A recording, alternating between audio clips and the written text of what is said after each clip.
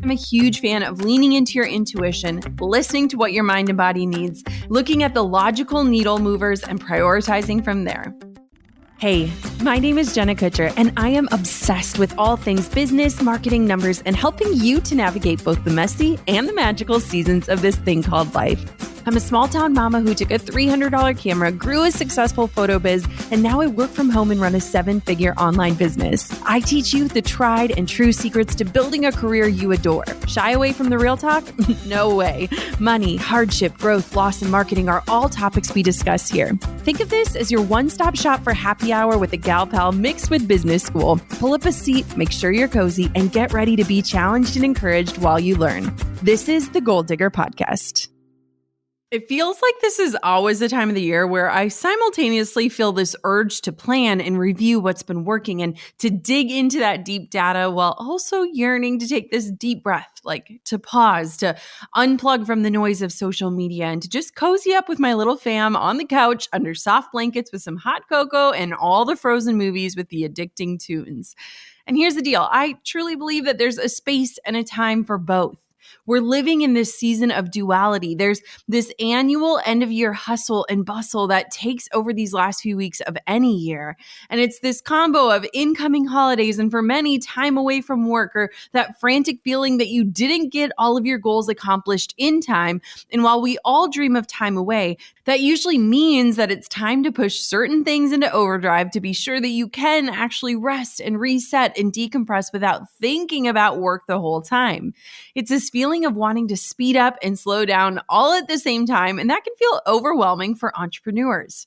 It's a delicate dance and one that I'm still working on mastering, and I believe I'll be working on mastering for the rest of my life. But if 2020 has taught me anything, it's that I can be stretched outside of my comfort zone and still show up and do the work while prioritizing myself and my family and while moving the most important things forward.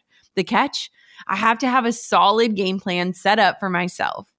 When I head into a workday or week frazzled without clear direction and I don't have any clue what the priorities are or what should be tackled first, that is always when my concentration suffers, my productivity plummets, and my workload seems larger than life and more abstraction than it usually actually is. It's like that feeling of looking at the to-do list and letting it claim victory over you before you've even attempted to cross a single thing off. Anyone else? So today, as we wrap up this wacky year and head into a fresh new one, I want to revisit the topic of prioritizing what matters and managing your time in a way that produces results and protects your peace, because both are equally important to me. And it's taken a year of intense challenge and change to really drive that home for me.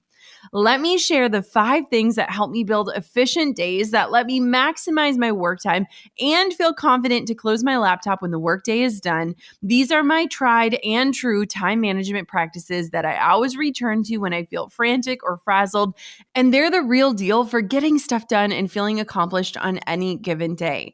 The truth is, your life probably looks a lot different than you imagined. You're probably being stretched so thin and in a million different directions, and I want to give you 5 foundational tips, tools, and strategies to help you feel focused, even if it's just for a fragment of time. Take what you need, leave what you don't, and know that you have the power and the choice to make every day wonderful in your own way, the way that only you can. Let's dive on in.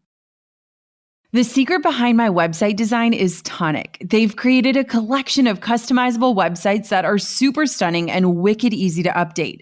Save 20% on your Tonic site at tonicsiteshop.com with the code GOALDIGGER. That's TONICSITESHOP.com and the code GOALDIGGER. If you're still mailing contracts via snail mail and tracking payments with a pen and paper and managing your business with anything other than a seamless project management system, it is time for HoneyBook. Start your free trial plus get 50% off your annual subscription at jennakutcher.com/honeybook. First up, let's get laser focused on what is driving results. I love to think of these as the needle mover tasks. The thing is that I notice that people are spending more time on things that aren't really leading to true results instead of hyper-focusing on what is actually driving their results. We want to pour gasoline on the fire of the things that are already working. And so if you're not even sure what those things are, it might be wise to set aside a few hours to dig into the data and let that guide your approach. Information, it's power. And when we can see where the results are coming from, it allows you to prioritize and maximize those results with your efforts, your energy, your expertise, and your time. Like I mentioned earlier, this is the perfect time to dig through the data. I know. I'm totally one of those people that is a numbers nerd, but at the end of the year, you have the opportunity to dig through the past 12 months of website analytics, social media numbers, sales, clicks, followers, subscriber growth, and beyond. Even with how crazy this year has been, the numbers are going to tell you a story if you're willing to listen. So, questions you want to ask yourself when looking at the data. What method of marketing is working best? Do more of that. What product or offer is selling the most? Do more of that. What platforms are driving the biggest results? Focus more on mastering them. What offers are the most profitable? Figure out how to sell more of that. The thing is, you don't need to be an analyst or a mathematician here. It's really just reviewing, finding the biggest movers, and concentrating more of your time and energy on those because the numbers show that they already work. Even if you just put those tasks, offers, and marketing platforms at the top of your to-do list each day or week, you'll likely see bigger results moving forward. Oh, and don't worry, if you're listening to this in April or August and you're like, what the heck, Jenna, it's not the end of the year, that doesn't mean that you can't dig into what's already working. We do a weekly scorecard in my business to always have this bird's eye view of every effort, platform, and offer. My team and I, we track our numbers every week so that we can see any trends in growth or downswings that may indicate that we might need to adjust something. And then we do a quarterly data pull to help us recenter, to look for trends, to focus our efforts on what's already working. Even just looking at the numbers from the past 30 days can be enormously effective and telling for what is working well most recently. While understanding your numbers won't immediately translate into building your most productive day, it will show you what you should be concentrating more of your time. And if you have a team, your team's time as well. And it'll help show you what may not be working or worth the effort.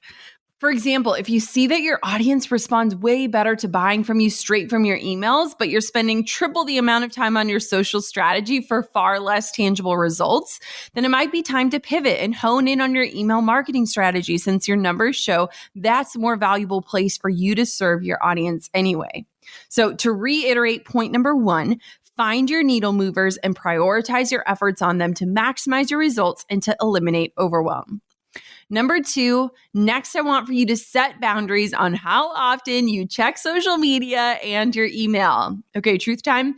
My team totally makes fun of me because I am that person who can have literally 100 tabs open at any given time. When we're having any funky problems with hopping on a Zoom for a team call, the immediate response is, Jenna, can you close down some of your tabs? So it goes without saying that I'm not exactly the queen of limiting my distractions. However, when I need to focus in on one task and eliminate outside noise, you better believe I'm Xing out of everything, including and most importantly, email, Slack, and social media. As for my phone, it literally lives on do not disturb mode. Like I'm the girl with 174 unread text messages, which I am so not proud of, but which also is a testament to the role my phone and devices play in my life. And while I love technology and rely on it for so much, I also have some massive boundaries around it, especially when it comes to working. I don't always want my watch to ding at me every time a notification pops up. My phone, it lives in a cabinet in our home for a good portion of the day, and we also have a strict no devices policy in our bedroom. When our phones are strategically placed in another room or away from us, it makes it so that we're not tempted to pick it up and mindlessly scroll. And this is one of the most underrated and valuable productivity hacks ever, and it's free and doable for literally anyone. You don't realize how many times you unintentionally pick up your phone, even without notifications coming in, until you get it out of arm's reach. In fact, Inc.com says that we tap, swipe, and click on our phone more than 2,600 times per day. We unlock it 150 times a day, and 87% of millennials say their phones never leave their sides. Like, that is terrifying data and so true. Like, who else can relate to that?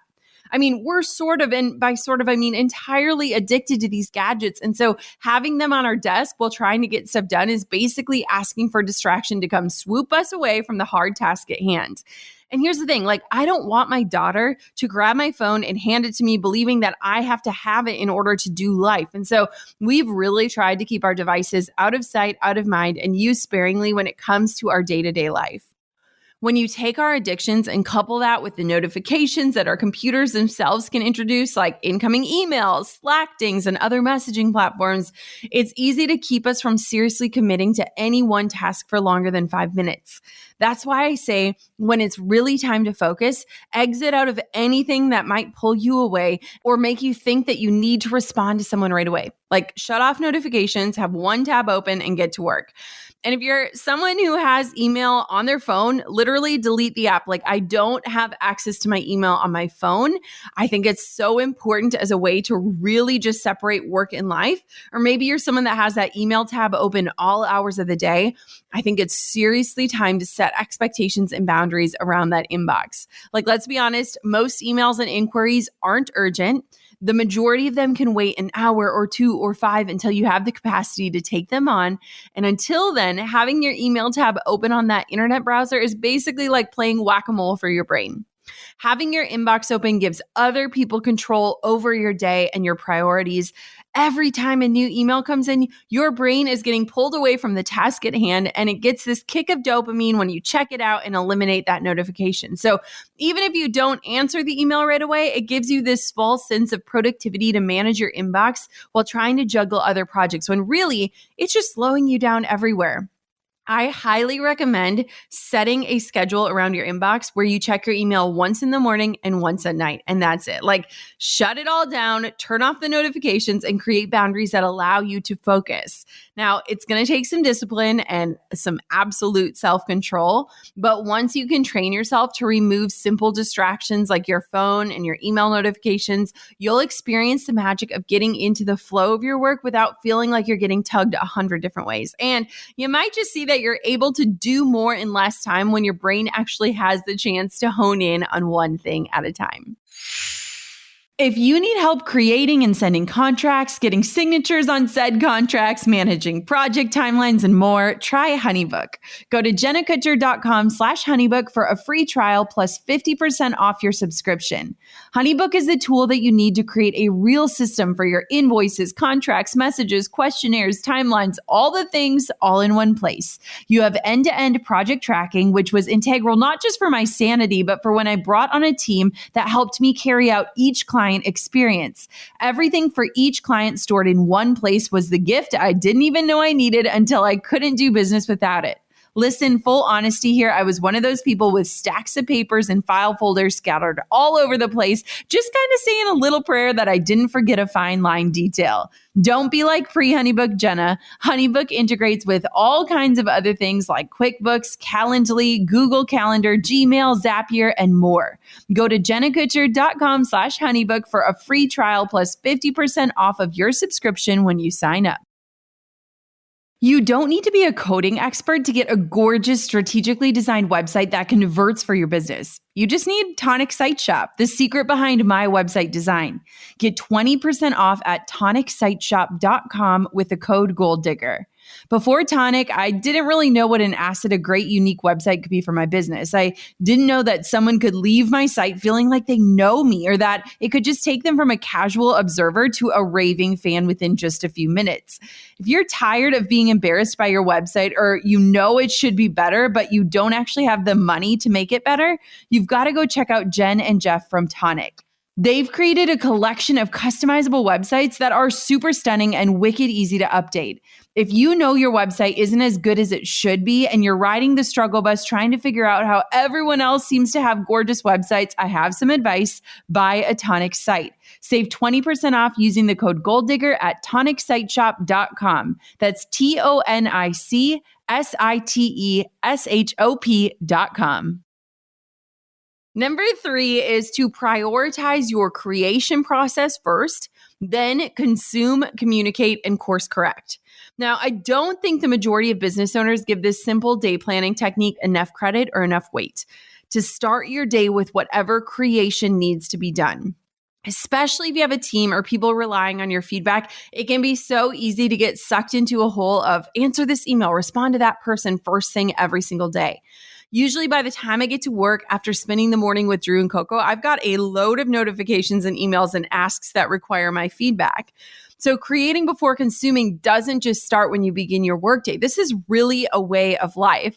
Like whenever I pick up my phone out of habit, first thing in the morning, I get it from our little cabinet. Drew always challenges me and he goes, "Did you create before you consume?" And I truthfully always get mad at him, but it's so true.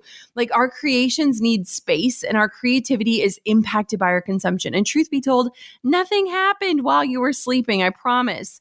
So if you're feeling frazzled or if you're like stuck in this creative rut that your creative endeavors are taking the backseat far too often, I highly recommend pushing yourself to kick off the day with any sort of creation-centered work. If you need to write some social media posts, start with that. If you need to create a new freebie or lead magnet or newsletter for the week, begin there. If you want to build out a suite of new graphics for Pinterest or templates for a shop, start with that task first. Why? Because when we start the day by pouring our energy into responding to others' needs, we're set up to run on response mode rather than proactive mode, which can be the quickest way to drain our energy and make those creative tasks 10 times harder to accomplish later in the day. Get this. According to Psychology Today, we get the majority of our best work accomplished between the hours of 9 and 11 a.m. Now, even if you're not a so-called morning person, it has more to do with our body clock, alertness after sleeping through the night, and hormone levels. So if you can prioritize what requires the majority of your energy and creativity around these hours every day, which are generally the more creative tasks or building something from scratch, imagine how much more you could get done. Lay out the boundaries with your family, your team, and colleagues to tell them between X and Y hours, maybe it's 9 to 11 or 8 to 10 or 7 to 9. Just pick a chunk of time first thing in your day that's dedicated towards creation and let people know you'll get back to them and their questions and needs as soon as that time block is done. People respect boundaries. And I know this year it is harder than ever to set boundaries, especially when you're wearing so many hats, but try to find a way to make the morning your most creative time. What shouldn't fall within that creation window? Reading the news, scrolling Instagram and Twitter, answering emails, responding to inquiries. These are all secondary tasks or just time fillers that don't really move anything forward at all. And I'm not saying there's not a time for them, but just don't waste your most productive and precious and creative time of the day on those things. Focus first on your creative projects, the ones that require the freshest mind and the most attention. And spoiler, these things are probably your biggest needle movers too. And so when you can figure out your best flow state and learn how to honor that the best way you possibly can within your lives, you will get more done in less time. Next up, set up a space conducive to your work. Now, disclaimer, I worked from the couch or from my bed for a long time, like years, and I wouldn't recommend it to anyone. I know it's so cozy and warm, especially if you work from home. Those spaces might be quieter or more peaceful, but fluffy pillows and your king-size duvet just aren't conducive to productivity or a healthy posture. Think at first it was like the thrill of the fact that I could make money from my bed doing what I loved, but in reality, I was not doing myself or my productivity any favors. It was only in the last few months that I even started thinking about posture because my body, out of seemingly nowhere, just began to ache and no amount of stretching or foam rolling or movement could help it. And finally, I started thinking about how much time I spend bent over looking at my laptop or my phone, staring at screens for hours on end, shoulders hunched over whatever I'm working on, my eyes squinting at screens. And I realized that the way I was working maybe felt good for the moment, but later on it wreaked havoc on my body. And maybe I should just say, welcome to your 30s. It only gets better, they say. But since I usually need some sort of scientific research to convince me to uncozy myself and make a change, improving your posture can actually boost your productivity too. A study in the European Journal of Social Psychology stated that sitting up straight and sticking your chest out can increase your productivity and creativity. And I sure as heck know that sitting in that manner helps me to have enough breath to even be able to record these solo shows. So just take a minute right now, sit up straight, stick your chest out. I know it feels silly, but we want to say bye-bye to couch slouching and bedridden work sessions and say hello to a new office chair from Amazon. For real, not a plug. I bought one. So while 2020 shifted when and where and how many of us work, it's so important that we don't just treat this as temporary, but that we create a space that is conducive to productive working. Now, that doesn't mean you need a formal office to get work done. I get that times are super weird right now, and whether you've always worked from home or 2020 brought on the work from home lifestyle, or even if you work in an office, you don't need a proper desk, a lumbar support friendly office chair, and $200 blue light blocking glasses to get your best work done. Although those blue light glasses can be the real MVP for those long working hours, but I totally recommend the $15 pairs from Amazon personally. But here's what you do need for a successful work setup. A flat surface for your computer that's not your lap or a pillow. And yes, your kitchen counter or dining room table will do just fine. A comfortable chair that allows you to sit upright comfortably with your feet planted firmly on the ground. And a handful of your favorite helpful items at your disposal, like chapstick, a water bottle, headphones, planner, a pen and a pencil. Like, that's it. But I promise, if you set up every day in a setting like this, rather than just plopping your computer next to your body pillow in bed, you'll find you have way more energy and gumption to get stuff done, and your body and your brain will feel so much better doing it. Number 5, finally, set a timer, execute your tasks, and then move on. Have you ever gotten to 4:30 p.m. on a workday and felt like you've been working all day and yet somehow you haven't really managed to get much done? Like, you have nothing to report when somebody asks you, how was your day? What'd you do? And I've been there way too many times. It is the worst kind of feeling, or it might just be the Enneagram 3 in me speaking, but not every day is going to be a knockout productivity day. And I think that this year has been a great and much needed teacher with that. Like, it's okay to give yourself grace for the less productive days. And in fact, a less judgmental approach will allow you to jump back in with both feet the next day, rather than just feeling sleepy and grumpy and guilty that you didn't get it all done the day before. Now, if you're needing a quick kick in the butt to actually move a few things forward, there is nothing like setting a timer and fitting as much of one task into that time window. Whether it's cleaning the house or knocking out your inbox or writing that blog post, there is something special about a timer that motivates us and helps us focus on one thing, eliminating that deep desire for us to multitask. True story. I hope my mom's listening to this. She used to set an hourglass timer on the kitchen table, and we would frantically run around the house to clean it. And she would literally tell us, Jesus is coming, Jesus is coming. And we'd run around and clean the house so fast. And I honestly don't even remember what she did after the timer ran out. She probably had us like pray and said some message that like Jesus is always with us, but at least our house is clean in case he knocked on the door or something. But truth be told, this timer trick doesn't just work on kids cleaning the house. It always works wonders on those tasks and things we seem to always put off, those ones that we dread and the ones that haunt us on our to-do list. Like, I know I can't be the only one, but there will be these tasks that I just refuse to do, that I dread doing. Then once I do them, I'm like, oh, that wasn't so bad. Like, for me, it's the inbox, the outlining of all of our content, the extensive copy reviews that get me, like 43-page doc reviews. And those projects take a lot of my attention and energy on a regular basis. And so naturally, they are the first things I tend to procrastinate on. But when I tell myself I have 1 hour to review as much as I can, so let's say it's reviewing 4 blog posts or outlining the next 5 solo shows, it's almost magical how much I manage to squeeze in when I have this timer pushing me to stay on task and focus. And let me also tell you, a baby becomes a timer.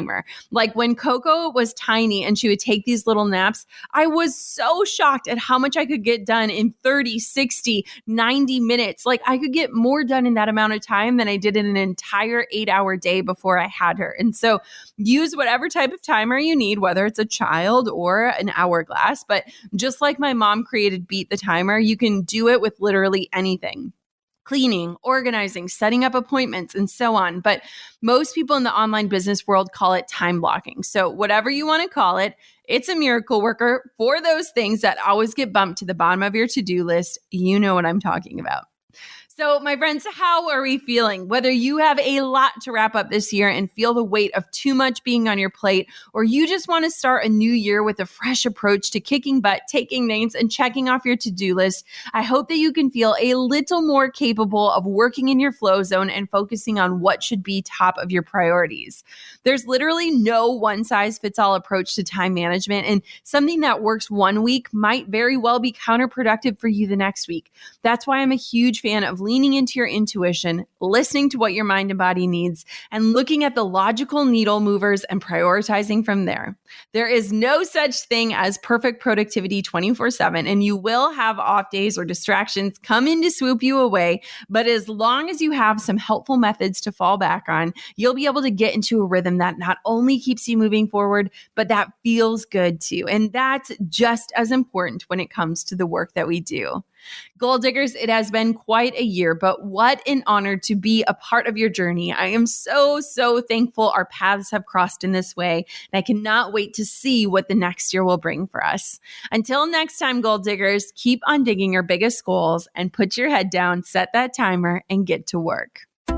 I'm over here giving you a virtual high five because you just finished another episode of the Goal Digger podcast. Did that go by way too fast for anyone else? If you want more, head over to goaldiggerpodcast.com for show notes and all the discount codes from today's sponsors. And if you're looking for a new crew of movers and shakers like you to bounce ideas and ask questions, be sure to join my exclusive community for Goal Diggers on Facebook. The link's waiting for you at goaldiggerpodcast.com.